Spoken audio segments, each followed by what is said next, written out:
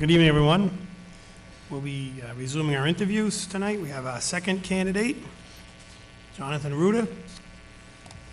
Welcome, Mr. Ruda. Thank you for coming in. Mr. Chairman, members of the board, thank you.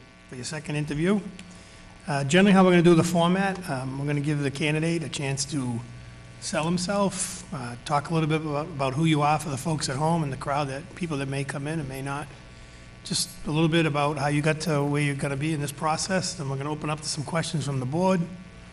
Some will be point specific to who you are as a candidate. Some may be more general. We'll give you an opportunity to ask us any follow-ups. Then we'll give like a final summation, so to be. And the process be, the board may tabulate results tonight. We may come to a consensus, may make an announcement, may not. If the board deadlocks on a candidate, we hadn't really got that far down the road.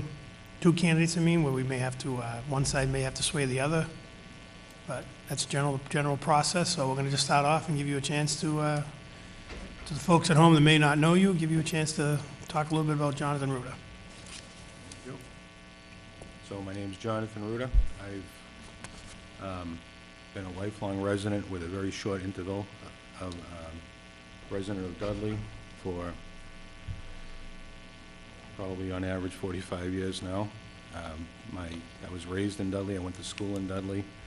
I chose to come back to Dudley to raise my family. I had 3 children go through the school system. I have 1 child still in the school system. My wife is a teacher, not in Dudley. My grandparents spent their entire lives in Dudley. My great-grandparents emigrated from Poland to Dudley. So I have a history and a vested interest in the town. In 2010, I ran for the Board of Selectmen after serving for a few years on the planning board as a write-in candidate. I served as 3-time chair of the Board of Selectmen, and everything I've done as a member of that board, whether it be the planning board or the Board of Selectmen, I believe has been in the best interest of the town. I'm much better at selling the town than I am myself. It's a more comfortable position for me to be in, to sell Dudley, than it is to sell myself. So, at this point, I'd be anxious to answer any questions you may have. Mr. Massey, go left to right again. Is that okay with the board? Do the same. Thank you. So, hi, Jonathan. Thanks for coming in again.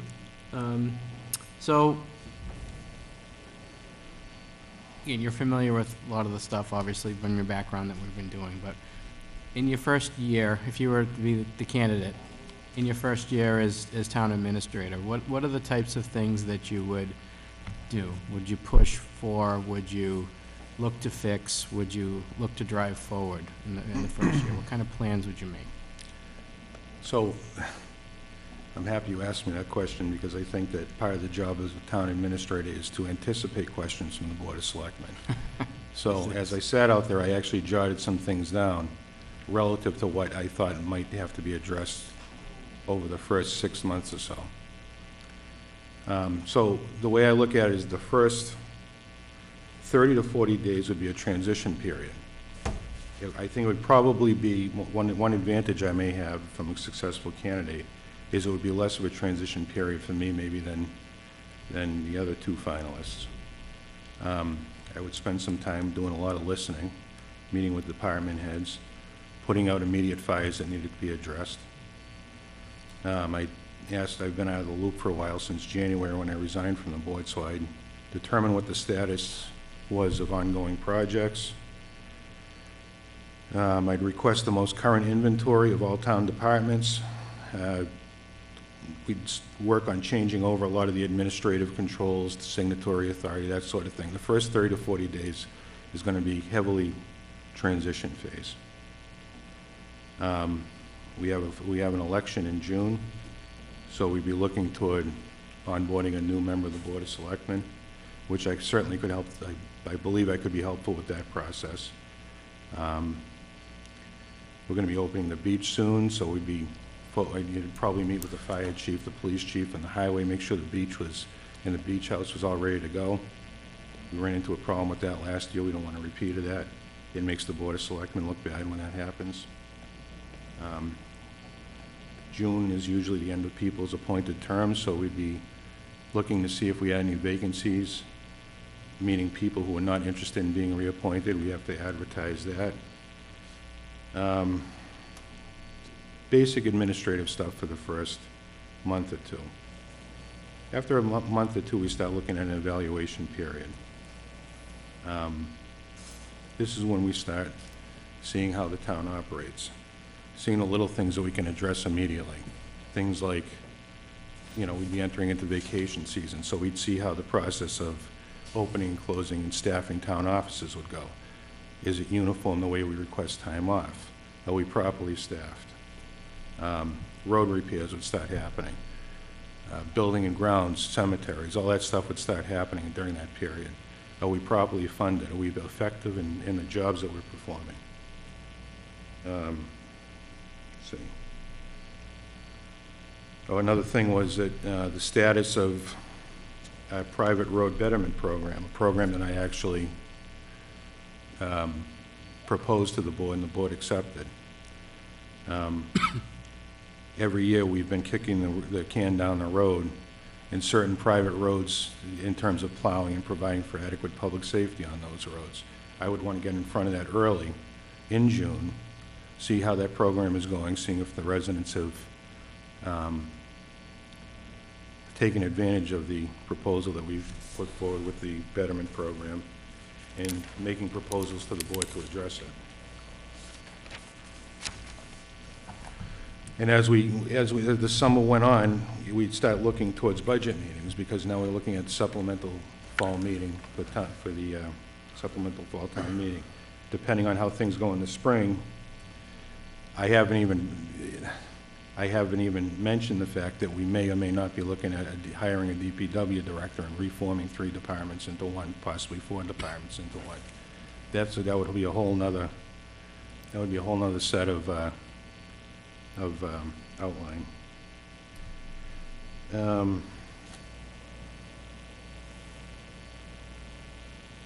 So after the fall town meeting, depending on how that went, it'd be my role to execute the articles that were voted upon.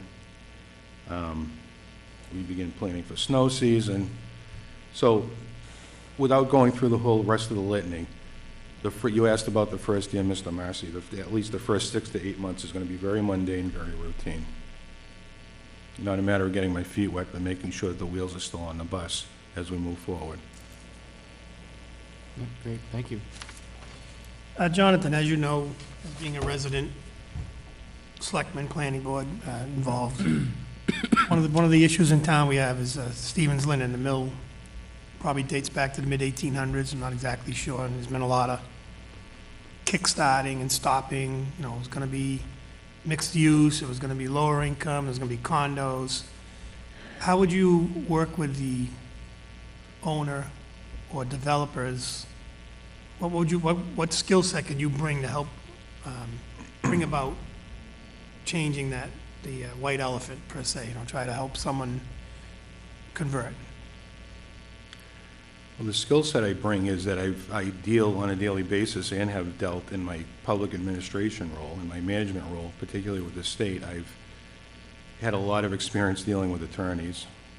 I worked for the Department of Industrial Accidents, and I did as the regional manager in Worcester.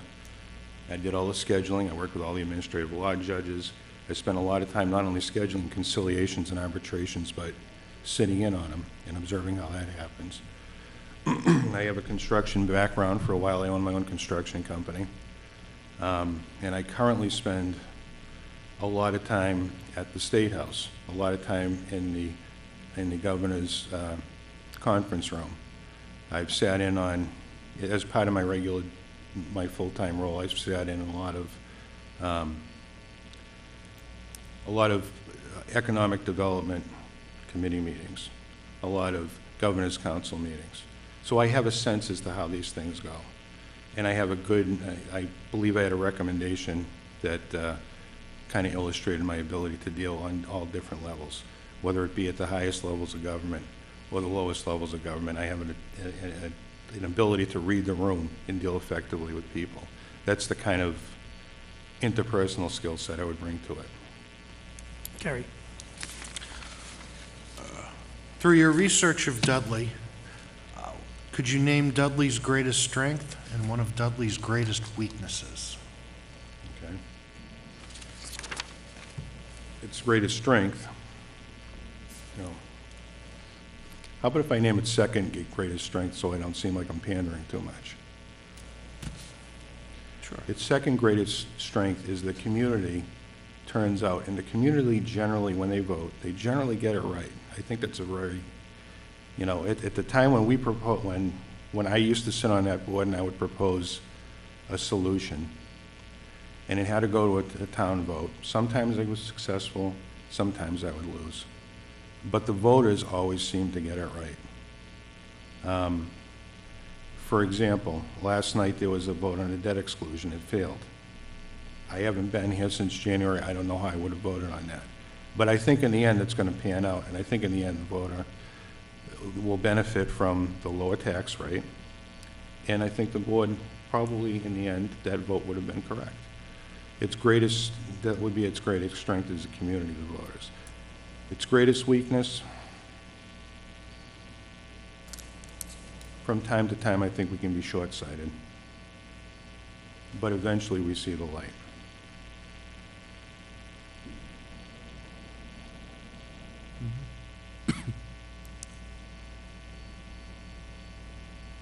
Okay, I'm good. You're up. Thank you.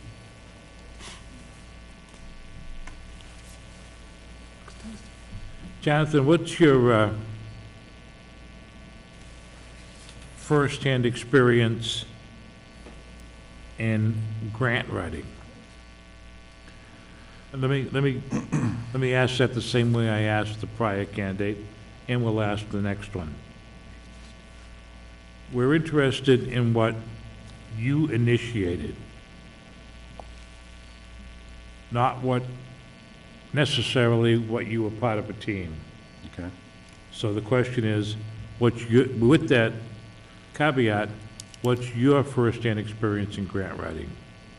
My most recent first-hand experience in grant writing was about 6 months ago when I wrote a grant for $145,000 for radio equipment. For what kind of equipment? Radio equipment in my full-time job. Okay.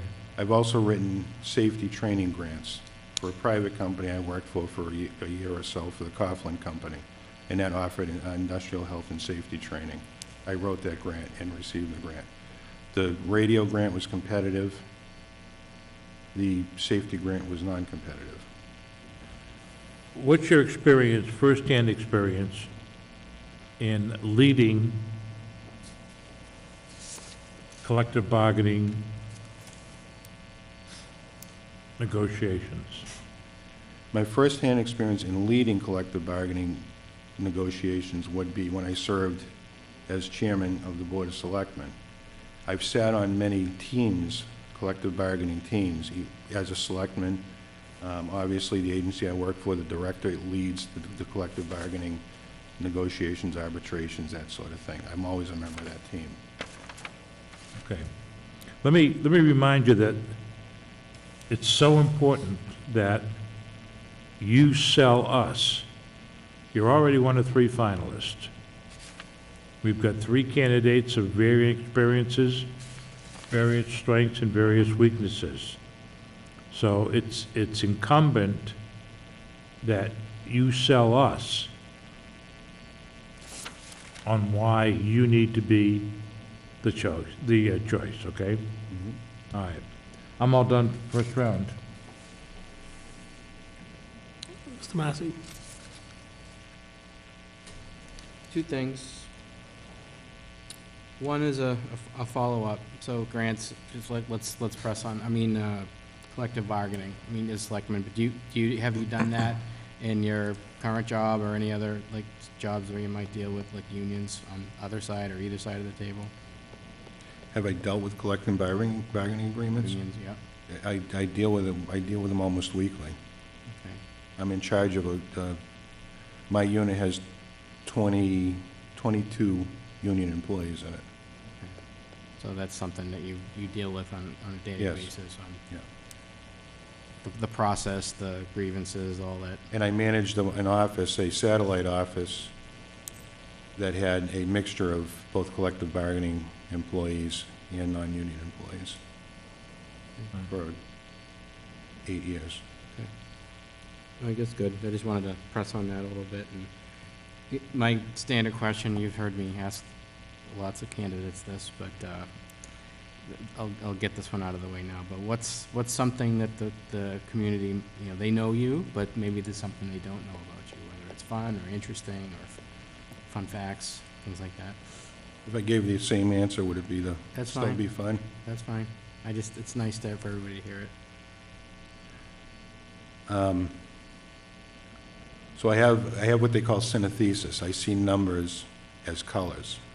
Always, for my entire life, numbers are a certain color, 1 through 10. Never changes. 1 through 10. And it's also applied to days of the week. That's an actual condition, but What color's number 4? green. Green. That's pretty good. 3 is red, 1 is black, 2 is white. Wow. Awesome. Steve? Well, we have to follow that up with an important question. What number is red? 3 and 8. 3? 3 and 8. Yeah. All right, so if we're ever in the red, we know it'll be a low number. It'll be, yeah, 3 or an 8, Yeah, right. we hope. So Jonathan, as you alluded to, in my opinion only, not speaking on behalf of the board, I think your initial statement, you really touched on a lot of what is your strength if you were the final candidate. You know, local, understand how the town works and operates, you're a part of it. As a community member, you know, I'll say it, you're a volunteer. When you run for office, you're basically a volunteer. So you know some of the challenges we face, the town, whether it's aged infrastructure, DEP mandates on water, locations in town that are not accessible by our public services. So what would you, or how would you approach attempting to attract more businesses, or how would you approach expanding that, what we have? As we all know, and I forget the exact number, so correct me, excuse me if I'm wrong, we're somewhere around 94% residential, 6% commercial industrial. What would you bring with your experience, which is, I freely say, is a strength by being a town resident, elected official? So the quick hit type of business that we could attract, but seems to be little interest left in it, solar farms. Those don't require much of any infrastructure, all they require is land. Recently, there was a pretty strong mandate at the last town meeting and at a few of the Board of Selectmen meetings where the community, a handful of people from the community don't seem to be particularly interested in that. So I would look to the Board of Selectmen to see if that's something that you wanted me to continue to pursue. In order to attract business, it depends on the type of business that we're trying to attract, right? So if we don't have the infrastructure to attract business, well, in other words, we can't do any more water tie-ins, or we can't transport certain size loads over our roadways, or we can't support a larger industry because we can't process their sewer, we have a problem. And that's where we need to start, is to repair our infrastructure in order to attract the brick and mortar type businesses. Kerry? All right, put the batteries in your crystal ball. Where do you see yourself in 5 years? I see myself sitting at the end of that table.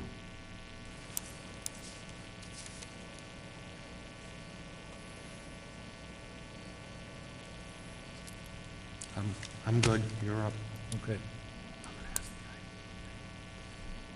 Paul? Let's assume that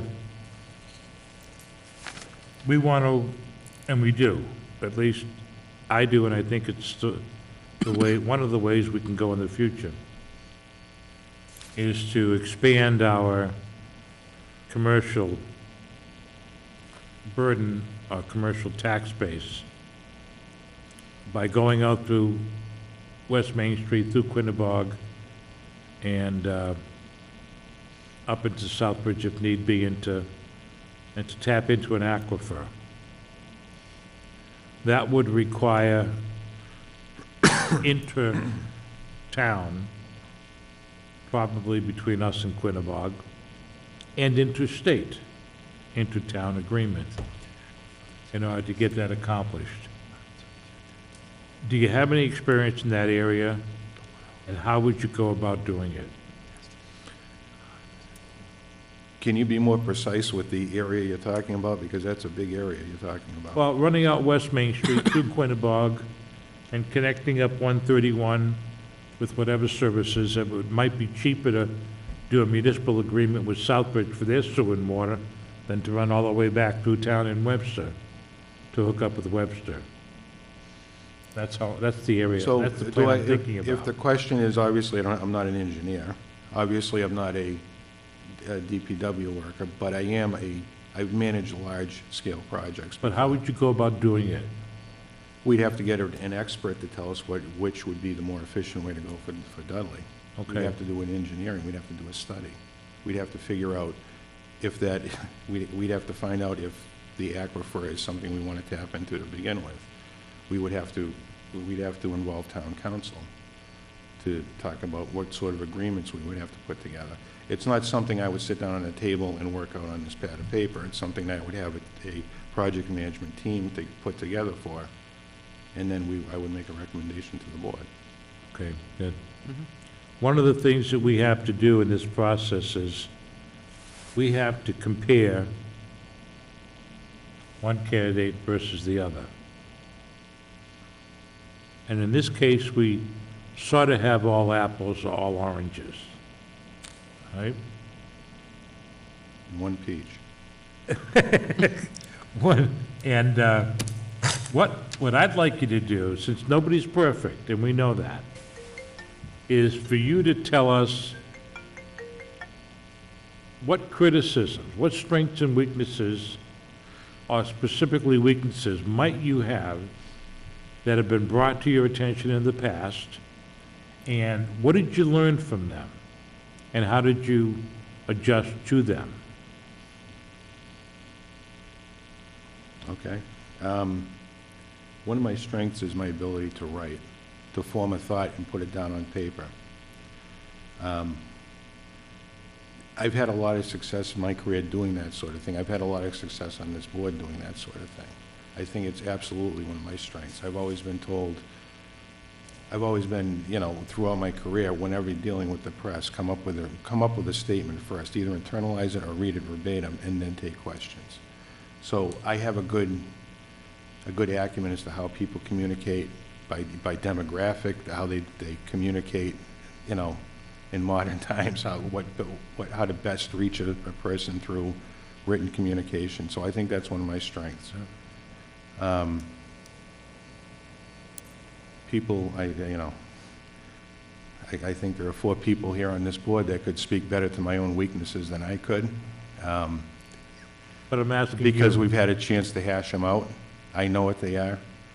Sometimes my decisions are always in the best interest of the town, but they're not always the correct decisions. I can relate to that, absolutely. Yeah, so I understand that. What I've learned over the past 25 years of being, at least 25 years of being in the public sector and being in a management role, is that to be able to take criticism and not dwell on it, not have an emotional or visceral reaction to it. How many times, for example, I've not agreed with every single person in this room, at least on more than one occasion, and we've debated it. Yep. And afterwards, we're fine. And that's the way, that's what I've learned over 20 years. Just because you don't agree with someone, it doesn't necessarily mean that that's the end of the relationship, Thank you, and you can't work with that person. thank you. Mr. Massey? I was just taking a note. One of the things that I was asking the other candidates, Jonathan, was, just knowing your style, collaborative, you already are that, but really knowing whoever sits in that chair needs to have something that they're gonna pick up and run. We don't have a ton of support staff. Like a lot of the things you propose, I mean, that's you in that seat doing that. I mean, just, can you talk a little bit about that and your comfort level with that? And how you would do that? One of the things that I've discussed, I think, with most members of this board is that I have a big workload right now in my full-time job. So sometimes I have difficulty understanding what the problem is in execution around town hall. So I tend to be a workaholic when it comes to certain things. But I've also learned, and I hope that my earlier comment on what I would do in my first year, I've also learned that you can't promise the world and not deliver either. So you have to have realistic, attainable goals. Is it realistic, attainable that we can take all these small little things that always get us, all these the death by 1,000 cuts that I've spoken about so many times, lack of policy, lack of uniformity in how we take time off, office openings and closures. That's all a matter of sitting down and working it out, putting it down to paper and following a policy and procedure. It shouldn't be a matter of everybody gets a different set of rules, and the town administrator, instead of working on the town administrative stuff, has to walk around town hall and see what's going on, or go figure out who's cleaning the restrooms at the highway barn, you know? That's not the role of the town administrator. So I guess keeping the goals realistic and attainable and taking care of the little things that are going to get you every single time is the way I would first approach it. Okay. So comfortable with being hands-on and doing the work. Absolutely comfortable being hands-on. Good. Thanks, Jay. All right, John, so I have a couple probably point-specific questions towards you. And the first one would be, you have a breadth of experience on your resume. As you stated, you have a lot of private, public sector work, and you're a little light on town administrator experience. So the first question, can you just touch on some of the things, like your current role, you were previously employed at the state, private, what strengths translate from those positions to a TA role, that, as you would know, being a selectman, obviously? So everybody's a little bit light on town administrating experience until they become one. I think that 20 years in the public sector, in the government role, in a government management role, managing professional employees, managing non-professional employees, dealing with sticking by union contracts, collective bargaining agreements, that all translates very well. I've done budgets. I've done multi-million-dollar budgets in the region that I work on an annual basis. I've managed building lease contracts, building moves. I currently manage a fleet of 26 vehicles in my current role. I work at the State House with politicians at least once a week, whether it be the governor's office for their executive continuity operations program, or with the legislative liaison. Recently, I met with the state Supreme Judicial Court justices to train them on a communications project. There's a lot of things that I bring to the town administrator's role that other candidates couldn't bring, and that's the depth of my experience. It hasn't always been municipal town hall,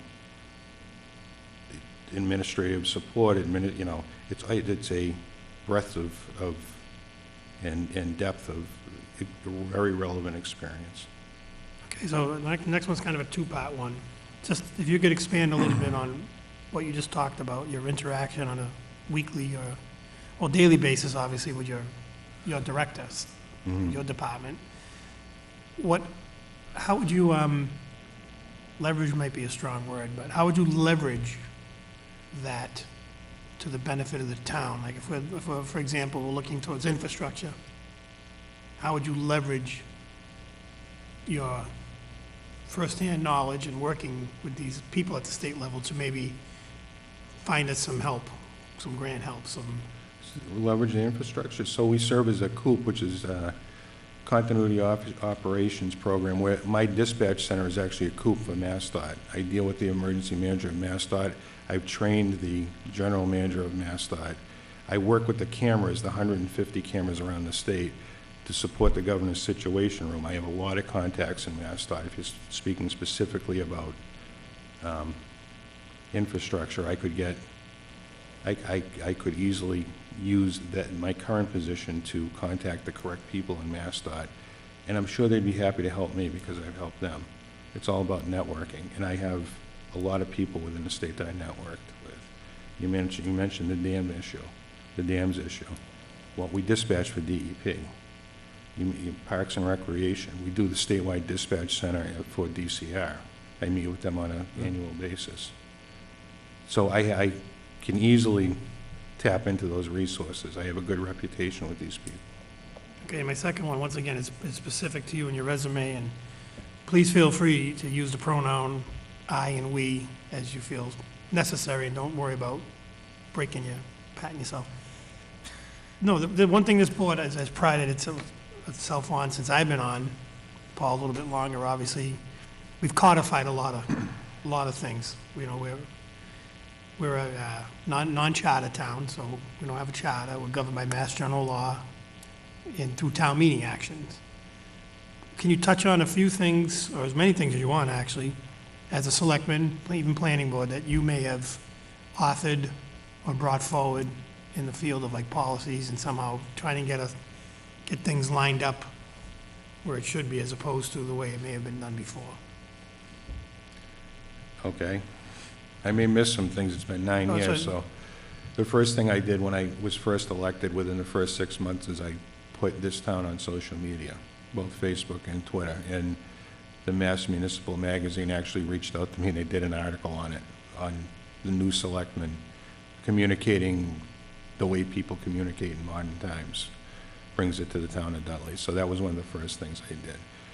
The second thing I did that I'm proud of, again with the eyes, right? But the second thing I did That's I'm fine. proud of, and one of the reasons I actually ran for the seat, was to try to get the EMS situation back on track. We were faced with a situation where we were having difficulty getting basic level ambulances out the door in a timely fashion and on a reliable fashion. So by simply proposing, working a little bit with the former town administrator, working with the board, and proposing how we could move some money around and make a small initial investment in a paramedic level service, the billing that we generated actually paid for the change. It was a very simple solution. And for some reason, we couldn't seem to get there. All we needed to do was take a look, stop, take a look at the problem, and instead of throwing the baby out with the bathwater, make a small initial investment. It's a very small, minor initial investment. And we recouped that money, and now it pays for a good portion of the fire department, so I'm pretty proud of that. We were able to get the reserve police officers back on track. There was some legislation that was languishing that didn't allow us to hire reserves. So we had a situation where the police chief was looking for more staff. He didn't have a reserve force to pull from, and it was just a matter of giving a little push to our legislative delegation to get that legislation through, and we were able to get the reserves back on track and hire more police officers.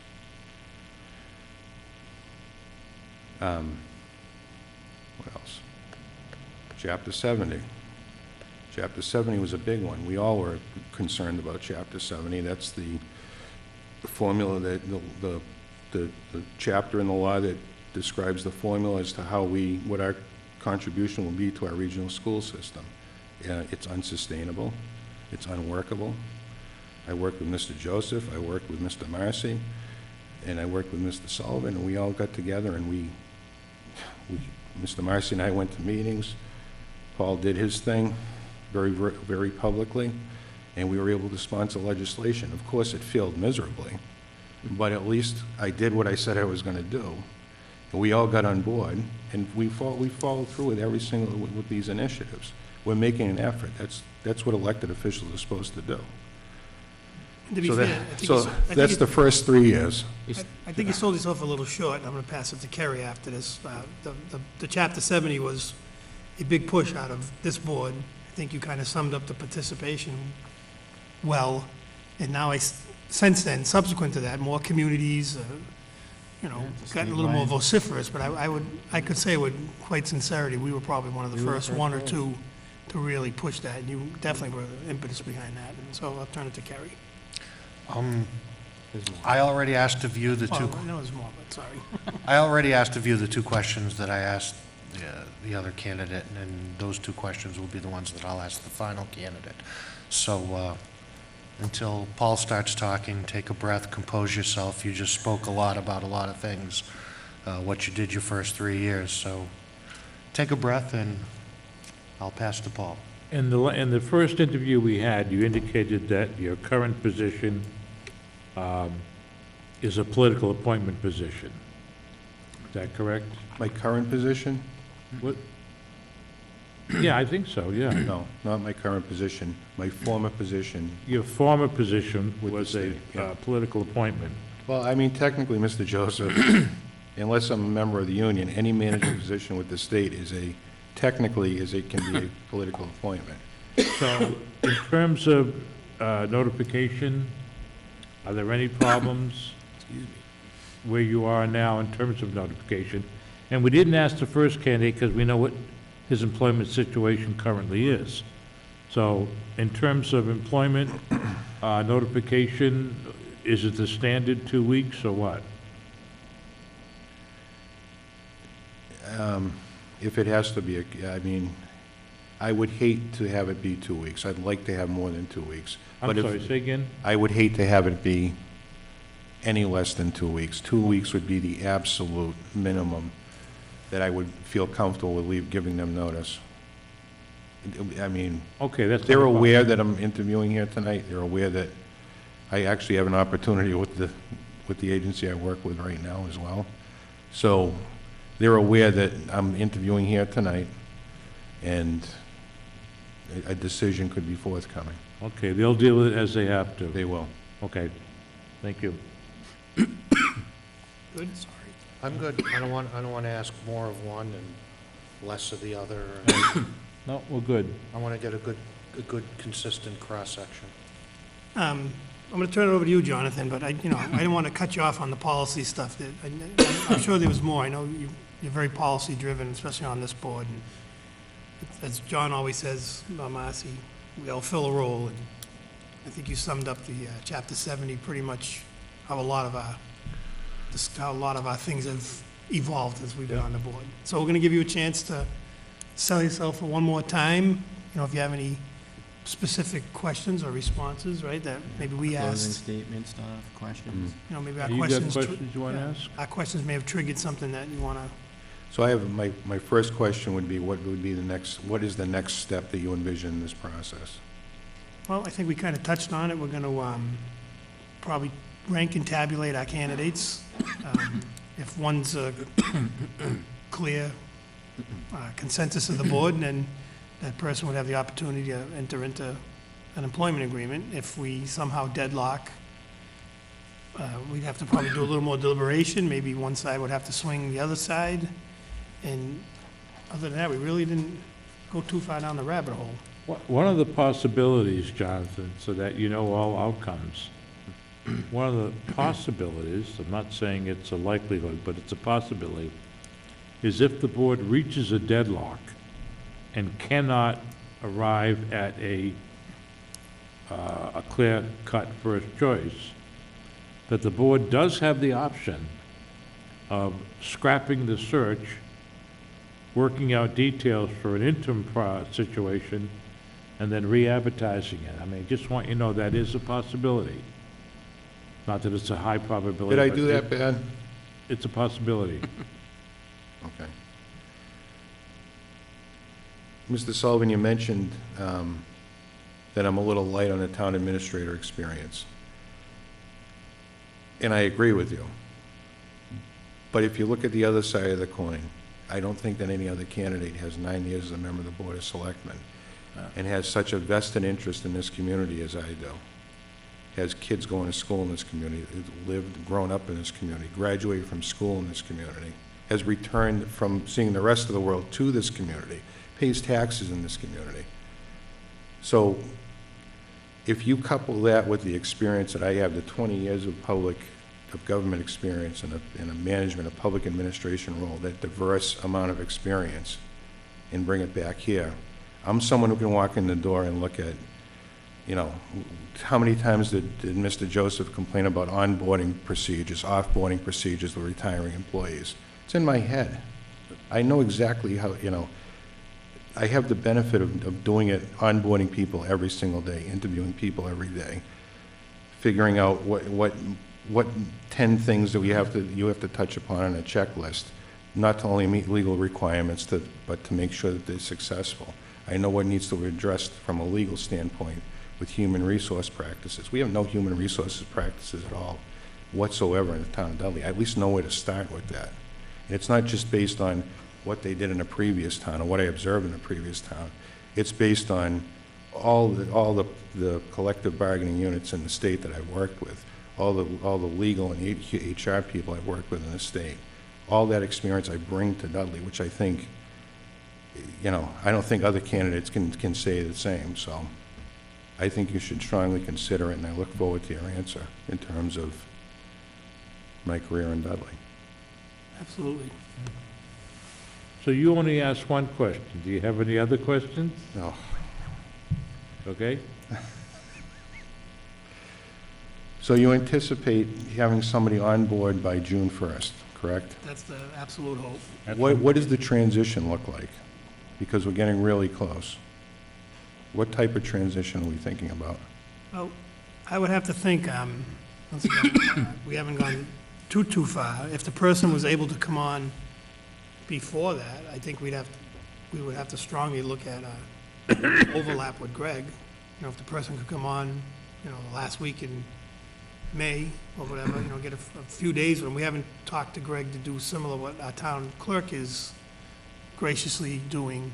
You know, her term's gonna run out and she's gonna stay on a couple weeks as a per diem contract employee. We haven't really talked to Greg about staying on, if the candidate could not absolutely start till Greg's last day. You know, maybe we can talk to Greg about coming, that would ease the transition. I mean, other than that, it's gonna be, I don't wanna say trial by fire, because that's not probably fair. It would be, the candidate would pretty much hit the ground and implement their 30-day plan in conjunction with the board. I mean, you could lean on department heads, full-time department heads, full-time employees, whoever that candidate may be. Some people may be, as I stated before and you echoed, it'd be easier when it comes to the personality, who does what. So the hope would be we'd have at least a little bit of time before we could have the person in working with Greg.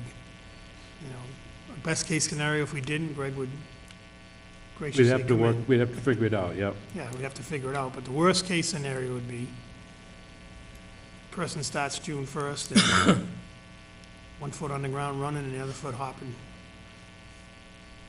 So I don't have any concerns about coming up with a plan that would be acceptable to my current employer and to the Board of Selectmen in terms of making the transition work in the time frame that you want it to. As long as the decision comes pretty soon, to be, you know, to be 100%. Yeah, but I think we as a board really don't want to go down the route of an interim administrator. You know, we want to have everything buttoned up pretty quick and the firm dates. That's our hope. That's, I think as a board, I think I speak for the whole board when I say that. That would be the ideal situation. Right. Ideal. I mean, the good thing is, as you know, once again, as part of your strength as a candidate, we have good, strong department heads. You know, the chiefs, both chiefs are strong chiefs. They run their department with the understanding they go to Greg quite a bit, you know, Vinnie down the highway. So that's obviously your favor too. You know, They know you. you know them, you know the department, how they structure. You wouldn't have to focus a lot of attention on Are we evaluating at this point? evaluating the chief. candidates? I was just evaluating, I think, how it would work. Okay. Do you have any specific concerns that I can address so that when you're deliberating at some point later when I'm gone, Question. you've answered I've already answered the question for you? I think, Good question. I think it's been pretty thorough, Paul. What do you think? I'm sorry? He asked if we have any concerns. I said, I think it's been pretty thorough. I think we've asked the questions we need to ask. Do you have any concerns that I can answer? No? I don't think so. Okay. John? Kerry? No, pretty thorough, very honest. Oh. Chief, So, anybody else? Public? Chief, anything you want to add? Okay. One member of the public? Dan? I asked the other candidate a question. Yeah. You probably asked him a question. On policy, I know you're very policy-oriented, and that was one of my first tasks when I became chief, was to do the job descriptions and do a policy manual for the fire department, which I did in 2013. My question is, how as you, as an administrator, could ensure that the departments followed policies that you put forth equally across the board, whether that department was an elected department or an appointed department? Well, and no administrator can be successful without the backup of the Board of Selectmen. There's a strong chief, the fire chief, police chief. Technically, your appointed authority is the Board of Selectmen, and depending on how your contract is written, you answer to the Board of Selectmen. So I can enforce to the degree that the Board of Selectmen allows me to enforce, and that's what I would do. Okay, thanks. Yep, thanks, Chief. Thank you, Chief. Thanks, Chief. You good? All set? Good, good. Jonathan, you good?